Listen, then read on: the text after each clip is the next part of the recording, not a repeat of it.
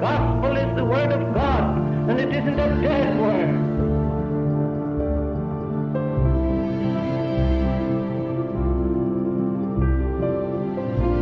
How do I know the Scriptures is to be believed? Because Jesus Christ has told me so.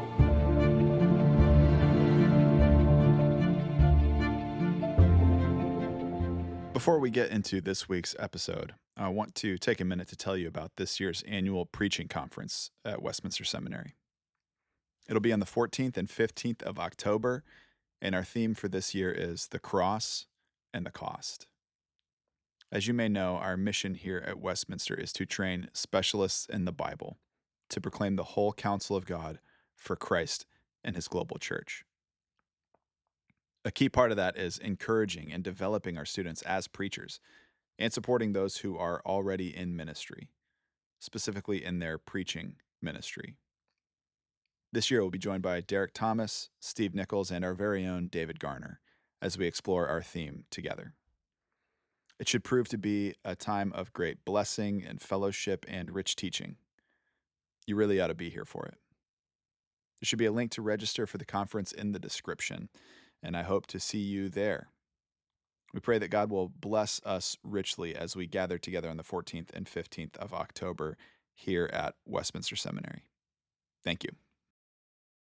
This is the Westminster Podcast. I am Nate Shannon, and I'm here with Dr. Bill Edgar. Bill, thanks for being here. It's a pleasure. So we're talking about persuasion, and again, we're basing our conversation on your book, Reasons of the Heart, Recovering Christian Persuasion. I'm hoping readers will recover this text. Yeah. I think it's still out there, but it's easy to forget a book that was written that long ago. As you said in the last podcast, there's so many books being published, so many podcasts, so many other things. Yeah. It's easy to just put it in the rearview mirror. I suppose this one has sort of come back to haunt us, Bill, because it's so relevant in its approach.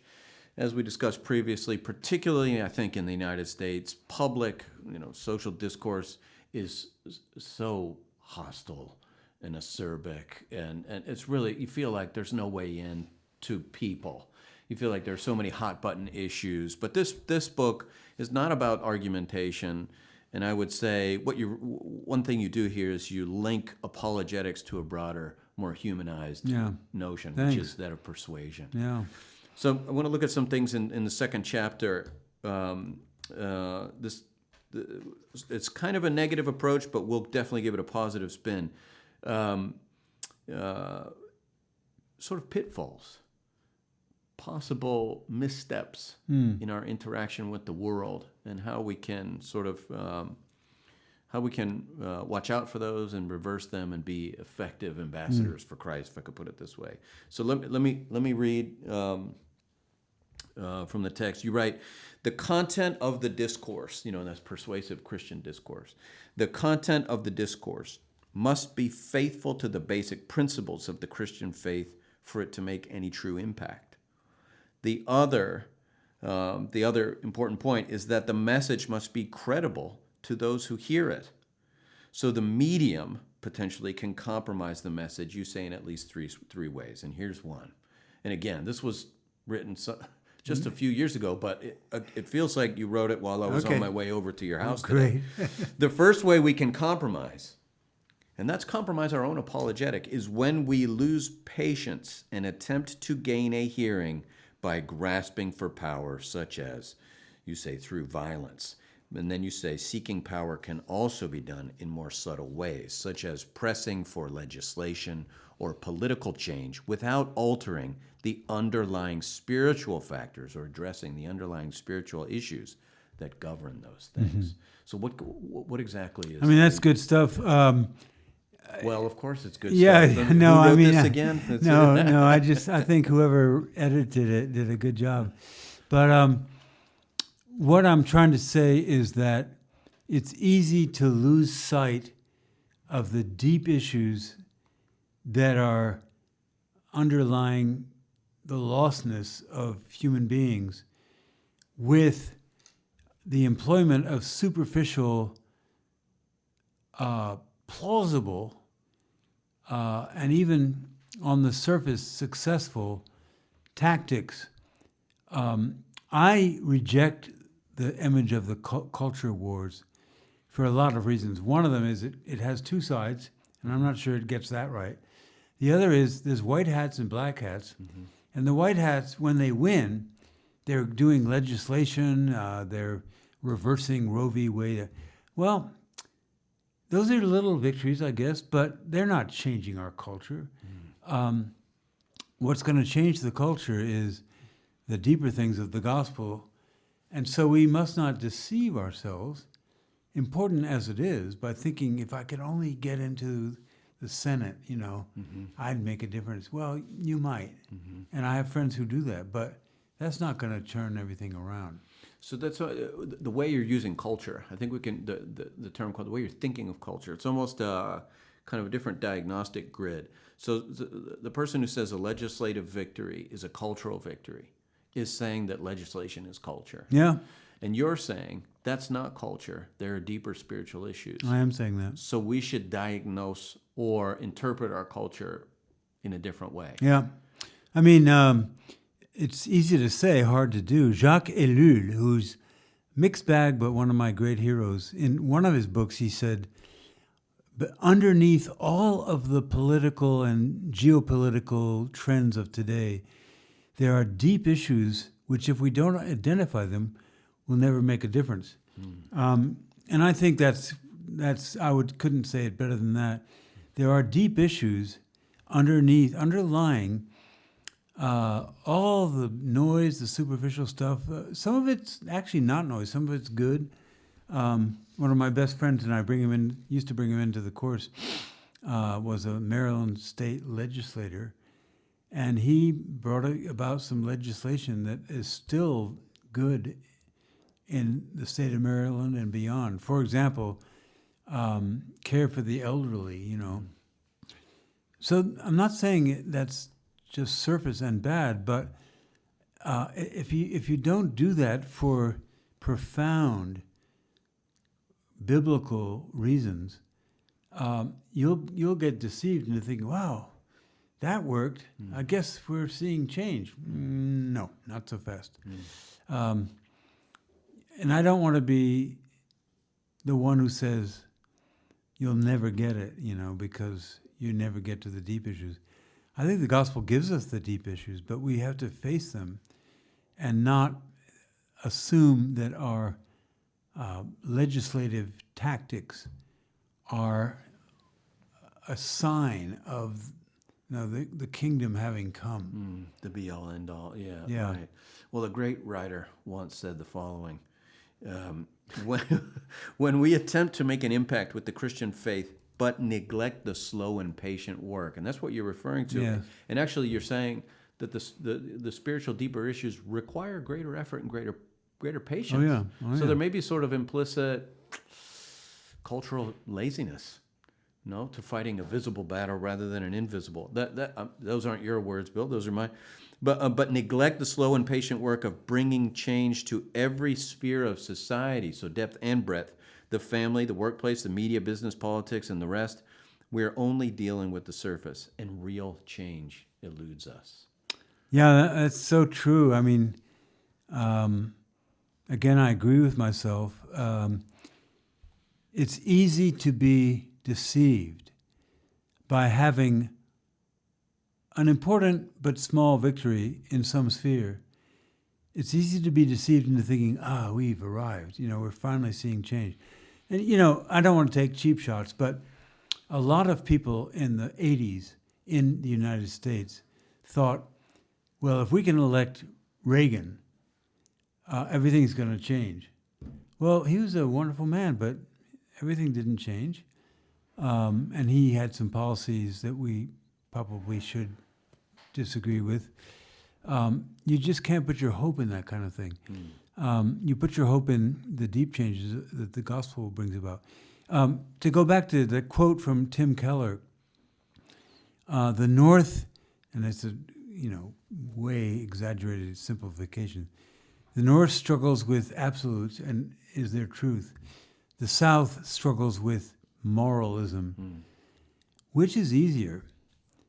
Now he would say the North is actually easier, because in the North you know something's really wrong, and you feel lost, and you are lost, and you don't believe that a little bit of church going is going to please God. Now, I'm from the South, so I can say this, but a lot of the people I grew up with go to church, say grace before meals, say they like the opposite sex and race, but it just doesn't go deep. And so if you're going to see real change in the South, you've got to change those deep structures. And there's signs that it is going to happen or is happening. As you know, I'm a musician, and one of my favorite genres is the blues. And long story about where the blues come from, but they basically were generated in Jim Crow, which was the period after the Civil War and before the Civil Rights Movement, where promises were not kept. Hope was deceived. And there are a lot of examples of that. It's very sad. The blues said, wake up, look what's happening. This is not progress. Just because blacks can vote, look carefully and see how many states let them do that. So the blues is this marvelous, honest music of, hey, let's call it what it is. Now, some blues is just bad and raunchy, and, I know it's entertainment, but the best of the blues is a careful critique of injustice.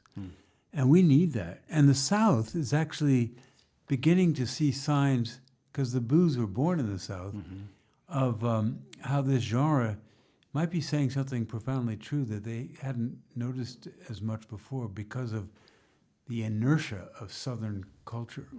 And so when you say that, you have your eye on a specific cultural sphere, even the specific genre. You're talking about sort of what is the cultural message of the blues, which has a specific historical moment, and even sort of instrumental specifics, guitar and a singer, and so on. And that goes back to kind of what you've said here in the book about the breadth and the depth. We need to go to deeper issues. And one of the fallouts, I think, of focusing too much, let's say, on the political level, is the neglect of other spheres of culture. Exactly. And that is clearly a defeat from the Christian perspective, because the enemy doesn't say, oh, you've abandoned the arts? Well, we'll just let it go its own way. Right? Yeah, it's so good. With the thing you quoted a minute ago, Abraham Kuyper could have written that, and that's probably where I got it. But created life has multiple spheres. The arts are in there, politics too, but so is education, family, jurisprudence, you name it. It's a faceted opportunity which God has given us as a gift. But sadly, many Christians, not all, think, if I can get this one out of the way, I'll be fine. And as you say, Satan says, okay, I'll get it out of the way. And you're not fine. It's a hard task, but what a reward when it begins to be done and you see the fruits of it. That's right. Yeah. And we've seen that clearly in the United States. I think maybe some of the arts have just been just neglected. Yeah. Higher education, possibly other spheres as well. So, that an optimism, a love for God as He shows Himself in the things that He has made are basically prerequisites for Christian cultural witness. Yeah. And that leads to another thing you've said here, a second way of compromise, and that is we're talking about how we self-sabotage our persuasive calling. A second way of compromise moves in the opposite direction. Christian faith becomes privatized, which means we are happy to hold to Christian beliefs, but only for ourselves, not bothering anyone else with them. Yeah, that's huge. I mean, a lot of that I got from my dear friend Os Guinness, but it's in the air we breathe. it's the easy way. I have my thing. I'll let you do your thing if you'll let me do mine. And so we slouch into irrelevance. And I think that's a huge problem that Christians don't all see. We live in tribes, and there's some aspects of tribalism which are good, but some which are just deceptively leading into ineffectiveness and obscurantism. I mentioned earlier that there's a school of thought in some Christians that if we just pull out, take a few decades, think about it, maybe the opportunity will come back, and if not, the second coming, and so we'll be okay. Well, you will not find a verse in Scripture that says just pull out. You'll find plenty of warnings against worldliness, but they don't say pull out. Evacuate. Evacuate. They just say, be careful to call a spade a spade. I love the ending verse of 1 Thessalonians, where Paul says, test all things. That's one of my favorite ideas. But try it out. It's not going to bite you. And then he says, embrace the good. And then he says, eschew the bad. I think the order is deliberate. Try it out. Don't be foolish, but also don't be timid, because this is our world. It belongs to us, and we will judge with angels. And then where you see something good, go with it. You mentioned the arts. There's a lot of good things going on in the arts. You mentioned education. Despite prejudice against it, there's so much good that's coming out of it. Every sphere. And work with it. And then, of course, get rid of corruption. You don't want that. And it was said by a New Testament believer who lived in the age of Nero. And this was an age of great danger for Christians. And yet he says, prove it. Try it out. Again, one of my favorite places in the Bible is Hebrews 5:17. I'm going to paraphrase, but it says something like, true maturity comes by trying it out in the gymnasium of life. Actually, the Greek word is gymnasio. In other words, put your gym clothes on, get out there, break a sweat, try to make the basket, and you'll fall on your face, but you might just get some things right. And then, he says, that's how you learn maturity. It's not by sitting in a chair and reading a book only. I should say that because I was an academic all my life. Books are good. But I think the point is, to go back to your original quote there, tribalism, privatization, it's lazy, it's unloving, it's a default position in a dangerous world. It's understandable, but it's very pernicious. Yeah. So here's a third misguided strategy that hopefully we can learn good things from. It's what you say, Bill, might be called mere evangelism. With this approach, people believe that because the world is a hostile environment, which it is in many ways, right? A place that will soon come to an end, being replaced by the new heavens and the new earth. So maybe there's some optimism, right? So we some can hope for that. eschatological conviction. That's good. But so we infer, perhaps mistakenly, that we should preach a kind of one-dimensional salvation message, which is sort of the escape hatch, kind of escape vehicle approach. In effect, folks who adopt or apply this view look to save souls, but not whole persons, aiming to get a large number into heaven. So is that kind of a constrained, kind of a restrained polemic? I mean, this is a huge issue because obviously I, along with good Christian apologists, believe in the evangelism that addresses someone's eternal life. But if you look carefully at the data in the Bible, that is never isolated from the rest of who we are.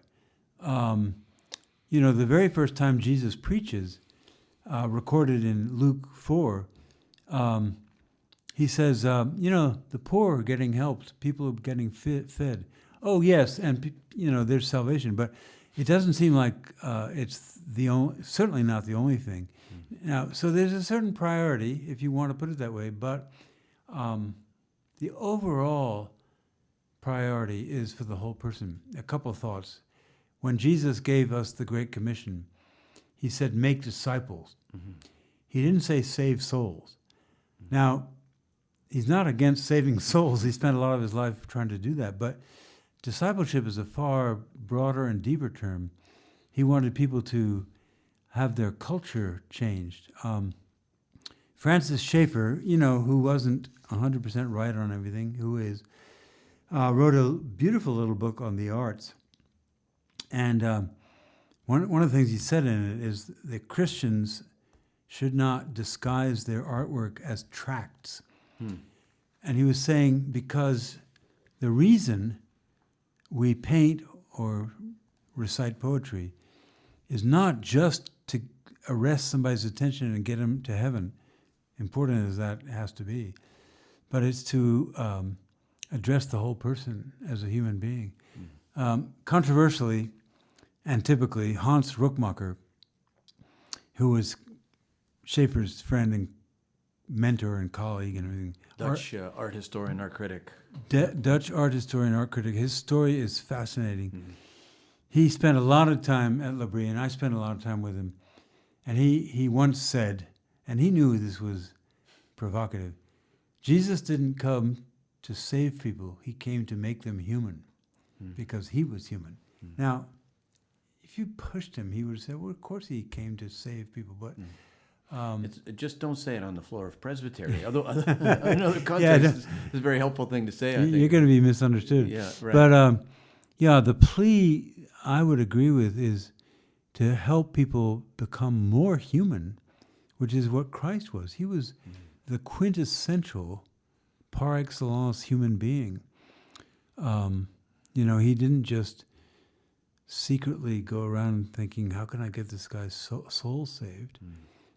He dealt with the whole person, needy people, sick people, government, opposition, you name it. And he enjoyed life. This is heretical. You wouldn't say that probably on the floor of Presbytery either. But I've often thought, his first miracle recorded in John, it wasn't saving a soul. It was turning water into wine at a wedding. And at his table, what do you think he was doing? Trying to persuade people? No, I don't think so. I think he was telling jokes, probably. That's a little bit tendentious. But Jesus was human enough so that his first miracle was bring the joy back.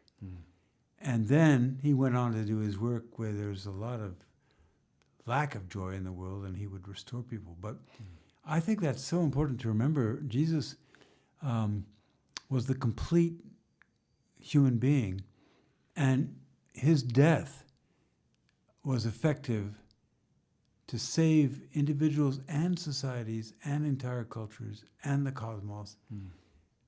Taking time, but that's what he came to do. Here's sort of a summary paragraph from your text, Bill. The Apostle Paul, writing to the Romans, tells his readers over 11 densely written chapters about the wonders of the gospel of grace. Then in chapter 12, building on all that he said, he tells them how to live. The transition word is therefore, and what follows is astonishing. This is intriguing the way you put this, Bill. One might have expected Paul the zealot, Paul who had persecuted the church, but now preaches the gospel, Paul the tireless missionary, to tell his readers, therefore go and seize power. Or, therefore, just hold tight and pray, to sort of hunker down. Yeah. Or, therefore, get out there and win souls. He says none of these, but instead tells them to worship God with their bodies and their minds. In this way, they will be confirming how excellent God's will really is. And let me read this sort of closing statement from the chapter. You say, when we rightly understand both the obstacles and the opportunities of our world, we can be both realistic and hopeful.